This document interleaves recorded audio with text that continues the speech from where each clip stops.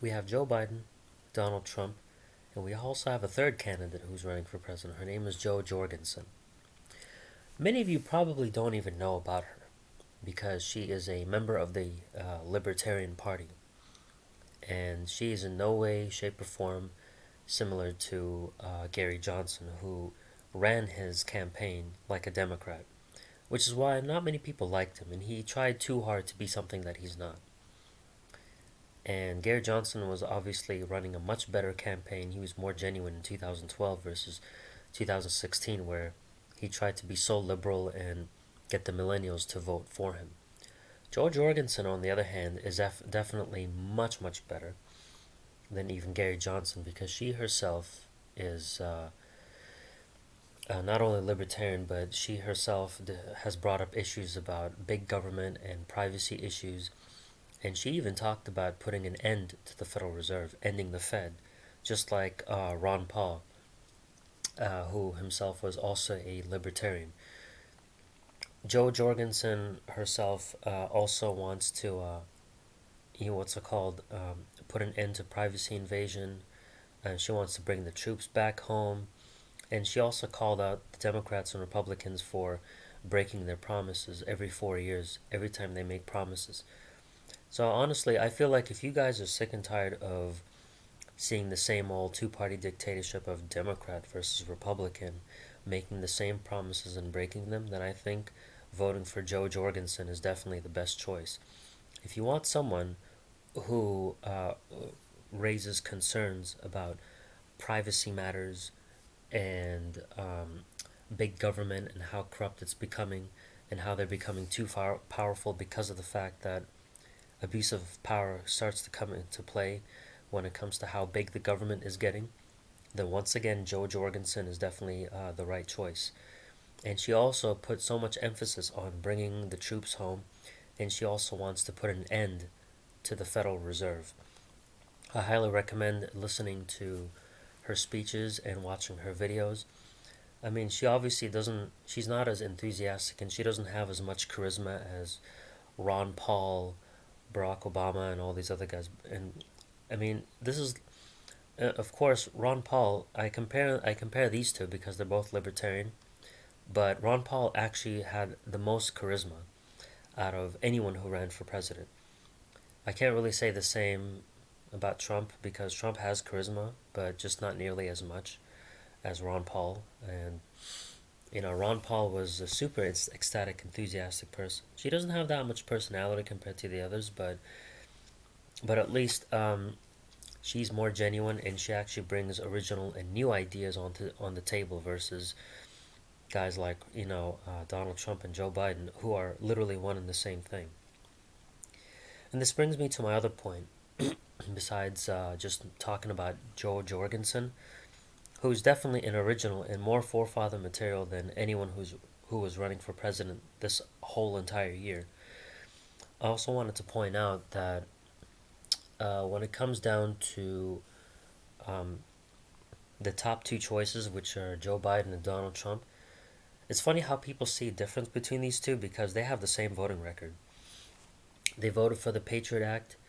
They also supported the torture, which was referred to as enhanced interrogation when it comes to Guantanamo Bay. They both see Julian Assange as a threat. They both see Edward Snowden as a traitor, who himself was nothing more than a hero for this country, who actually raised awareness of the invasion of privacy by the NSA. So if anything, he's a hero. And Julian Assange, I mean, he shed the corruption of the government and any governments and the classified documents to light, which which makes him brave, if anything, for doing that. And they both have the same views on that. And on top of that, these are the people who have also supported going to war. And I say this because Trump says he voted against the war in Iraq, but in the beginning of this year he just bombed the hell out of Iraq with Predator drones. So that tells you right there that Donald Trump himself, he says one thing, but his actions show otherwise.